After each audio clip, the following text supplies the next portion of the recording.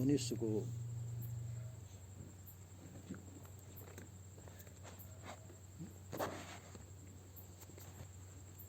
शरीर से हर समय कुछ न कुछ मेहनत भी करनी चाहिए, क्योंकि मेहनत नहीं करेंगे शरीर आलसी प्रमादी होकर के रोगी हुआ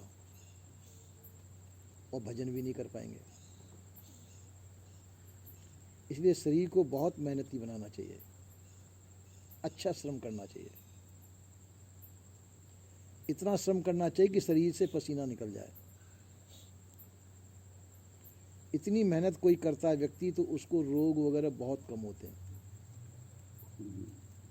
शरीर निरोगी रहेगा भाई इतनी मेहनत कर।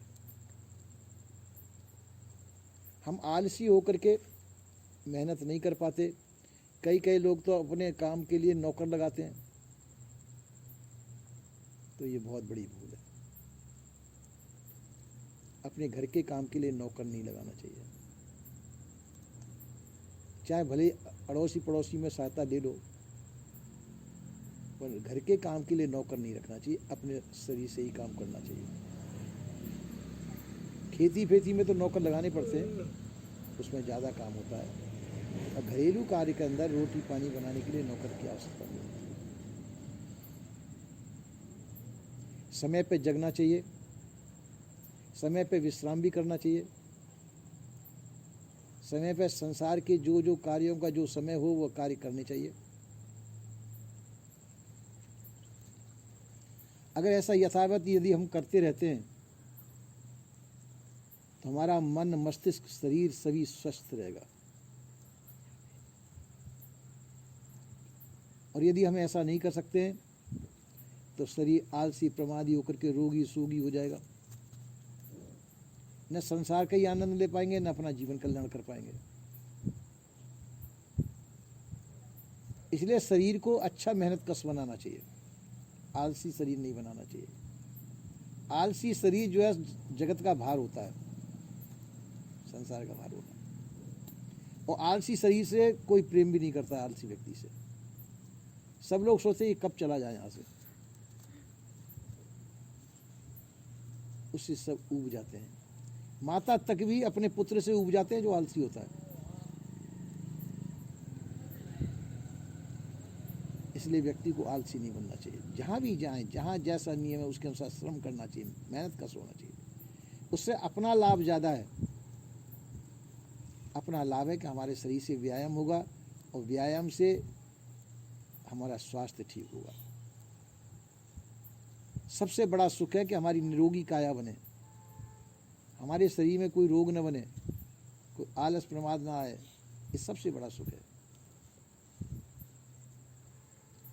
इसलिए निरोगी बनने के लिए हमको श्रमशील होना चाहिए। श्रम का मतलब श्रम नहीं समझेंगे आप, श्रम में अंतर है। श्रम कहते हैं मेहनत, मेहनती होना चाहिए। खूब मेहनत करके, मेहनत किस में करें? अरे अपना काम ना हो तो दूसरे का काम करवा दो। आलसी बन करके दिन में सोना ही नहीं चाहिए। दिन में सोने से नाना प्रकार के रोग बनते हैं, दिन में नहीं सोना चाहिए, किसी न किसी काम में लगे रहना चाहिए। लोग आगों ने बड़े बड़े सुंदर बोर्ड निकाले थे, कोई गुटखा खेलते थे पहले, कोई ताश पत्ते खेलते थे, तो ये किसी लोगों ने निकाला तो ठीक ना, पर ये अच्छा नहीं है। गुटके खेलना, ताश पत्ते खेलना, समय पास करना, उसमें अच्छे ग्रंथों को पढ़िए। खुद पढ़ना नहीं जानते तो किसी पढ़े लिखे को बुला के उससे ग्रंथ पढ़वा लीजिए, सुनो ये अच्छी शिक्षाप्रद ग्रंथ हो सके तो हम अपना भजन करें। ये गाने वाले भजन नहीं, ढोलक बाजे वाले भजन नहीं, अपने कल्याण वाले भजन।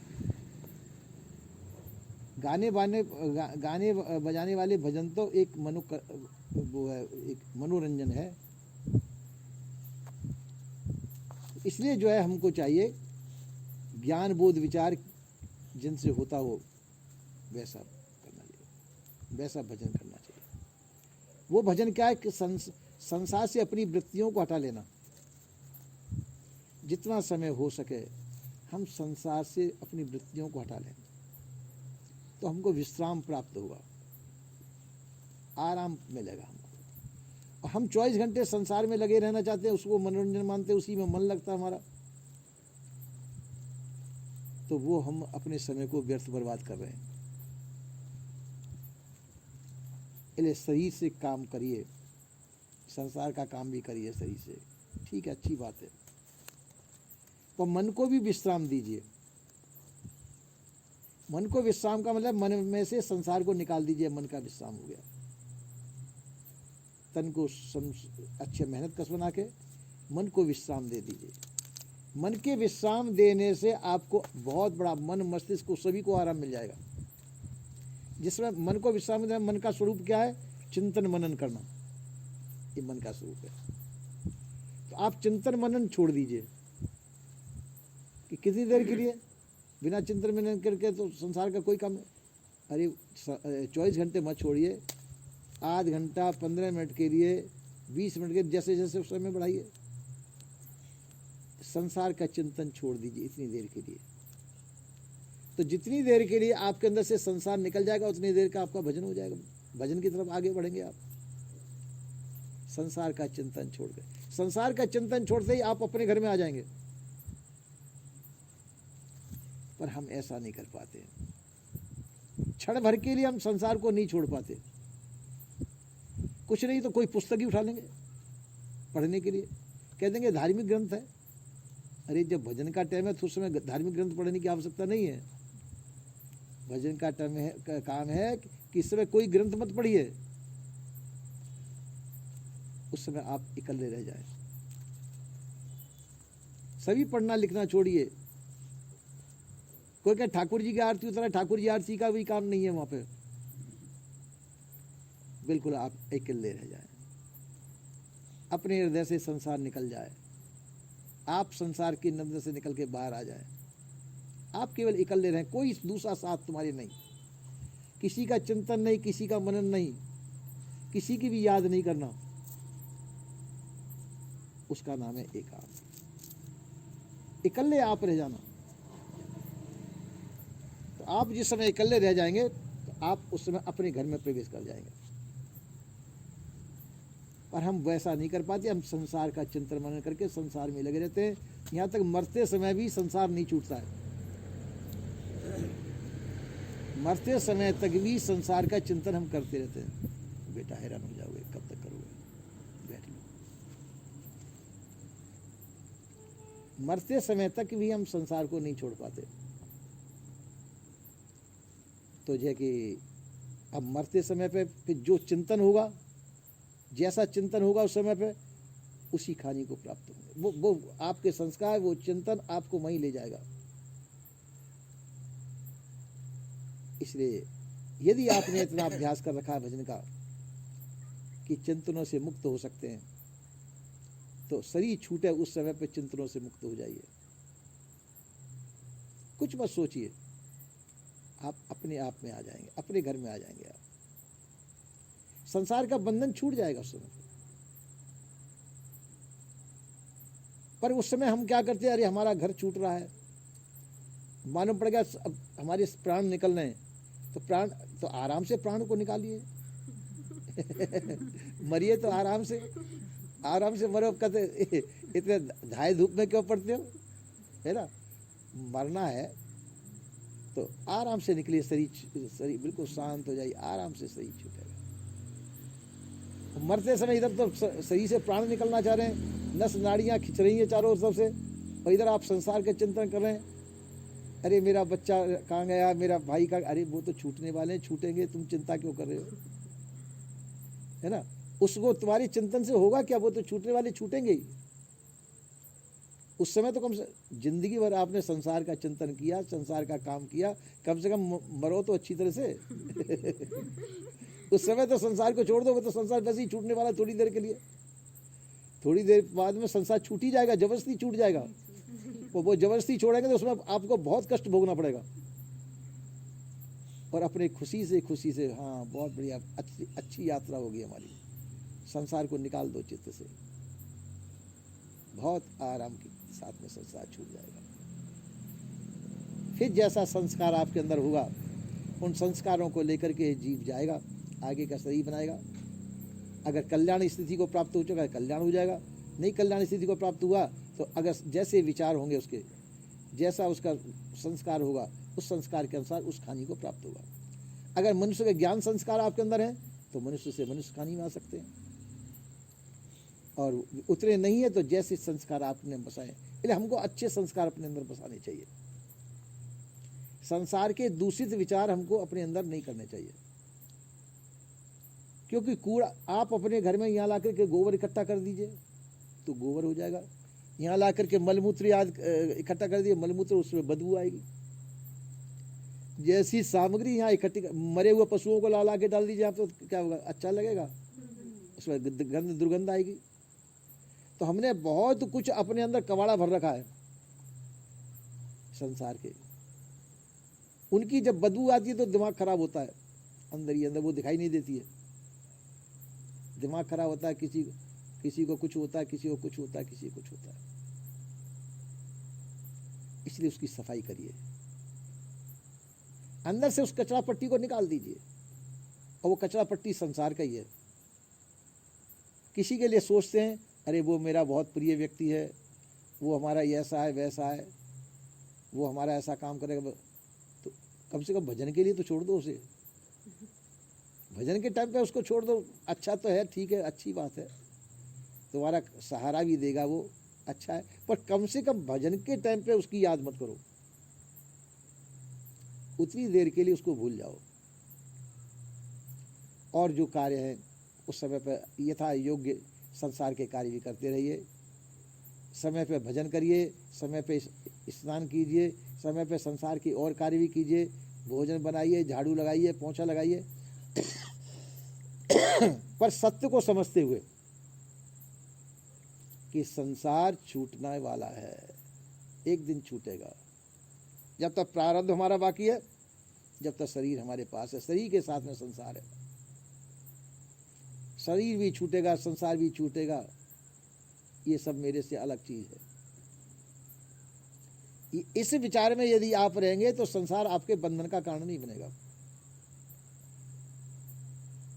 आप अपनी स्थिति में स्थित रहेंगे, सही के प्रारब्ध के अनुसार सही का जो होना वो होता रहेगा। सुख दुख भी होंगे, तो सुख दुख तो बहुत कुछ मानसिक होते हैं, जो है नहीं सुख दुख वो खाली आपके माने हुए हैं।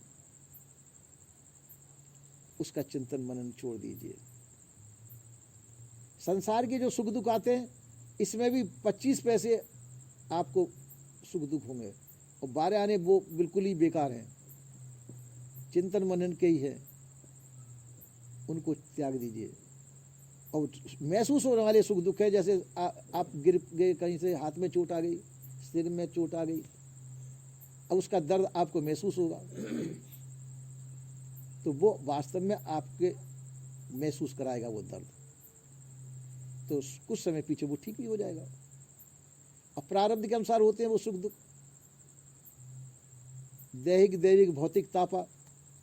ये दैहिक दैविक भौतिक ताप जो है समय अनुसार आपके प्रारब्ध के अनुसार होते रहेंगे। अपने आप को उनसे अलग समझ करके करो, और जितना सुख दुख हो उसको प्रसन्नतापूर्वक भोग भी लो। पर यह तो मालूम है कि सुख दुख संसार शरीर का है, मेरा नहीं है। आपके स्वरूप में न सुख है न दुख है, आप सुख और दुख दोनों के जनैया हैं। सुख दुख आपका स्वरूप नहीं है। सुख दुख के जनैया, सुख दुख से अलग, सुख दुख को जानने वाला सुख दुख नहीं हो सकता है। आप सुख दुख के जानने वाले, सुख दुख नहीं है, ऐसा समझ करके अपने आप को सबसे अलग अभ्यास करना चाहिए। जितना समय मिले इसका अभ्यास रोज अवश्य करना चाहिए। इसका नाम ही भजन है। ये गाने वाले भजन नहीं, ये करने वाले भजन है। ऐसा करके यदि हम करते हैं, सच्चे दिल से करते हैं और सच्चे उससे करते हैं, तो ये हमारी गाड़ी आगे बढ़ेगी। और यदि हम खाली पुस्तक पढ़ करके ही समझ लें कि भजन हो रहा है, या ऐसा सोच लें कि कहते चलो धीरे धीरे हो रहा है, कोई बात नहीं, अब बैठ गए भजन के लिए और संसार का चिंतन कर रहे हैं, तो भजन नहीं हो रहा है। भजन पे बैठ करके और संसार का चिंतन हो, या तो संसार का चिंतन त्यागो, या उस समय उठ जाओ भजन से, तो अच्छा है। भजन का मतलब है कि संसार का चिंतन छूट जाए। उसमें हम संसार का चिंतन न करें, अपने शरीर का भी चिंतन न करें। यदि हमारे को कोई रोग शोग हो, बड़े भयंकर हो, उसका भी चिंतन न करें। सबसे बड़ा रोग तो इस शरीर ही है,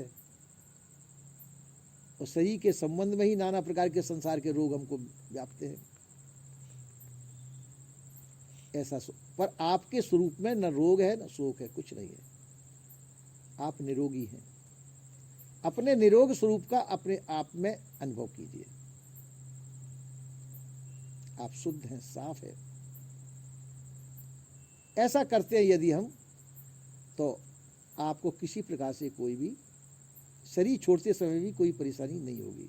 हाँ, शरीर छोड़ते समय कुछ आदि व्याधि उपाधि महसूस हो तो सहज रूप से वो निकल जाएंगी,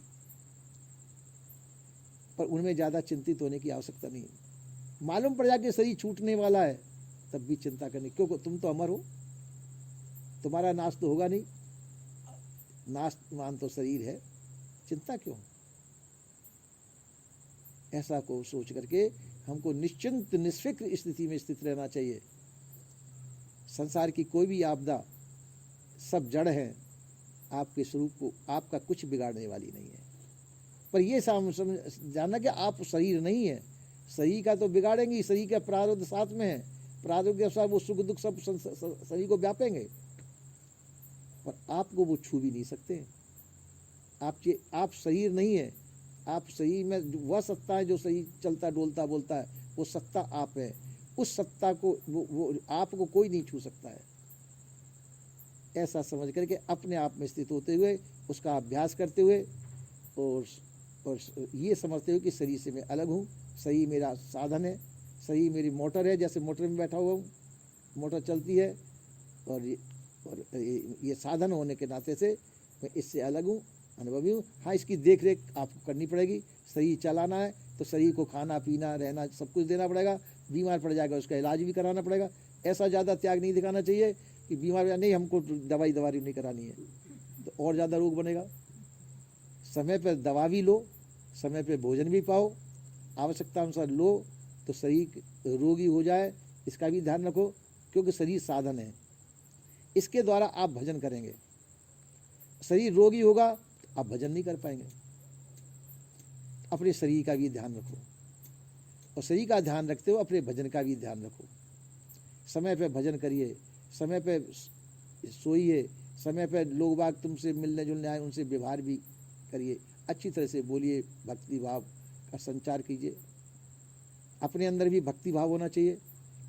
अपने आप में ही संसार का समझ लो, संसार नाशवान है, नश्वर है, एक दिन छूटना है। ऐसे विचार से, त्याग वैराग बोध विचार से युक्त हमारा जीवन होना चाहिए, और वही हमको चर्चा करनी चाहिए। त्याग वैराग बोध विचार से युक्त ही चर्चा करनी चाहिए। हरदम संसार के चिंतन में ही मग्न नहीं रहना चाहिए। संसार ही सब कुछ नहीं है, सबके ऊपर आपका स्वरूप, आप स्वयं सबसे ऊपर है। सुख दुख आएंगे जाएंगे, पर तुम्हारा आना जाना नहीं, तुम अपने स्वरूप में मस्त हो। संसार की कीमत तुमसे ज्यादा नहीं है। संसार तो नाशवान है, तुम अविनाशी हो, तुम्हारा नाश कभी नहीं होगा। ऐसा सोच करके हम अपने आप में स्थित होकर सदा सदैव प्रसन्न रहना चाहिए। क्यों प्रसन्न रहना चाहिए? आप अविनाशी, आपका नाश नहीं होगा। ऐसा सोच करके हमको अपने आप में मस्त और निष्फिक्र निश्चिंत होना चाहिए। जैसा समय पे प्रारब्ध के अनुसार कोई सुख दुख आए, जैसा होगा, चिंता क्यों करना। निश्चिंत निष्फिक्र होकर के अपने आत्मस्वरूप में स्थित होना चाहिए। ऐसा संत गुरुजनों का कहना है। बोलिए श्री सद्गुरुदेव की।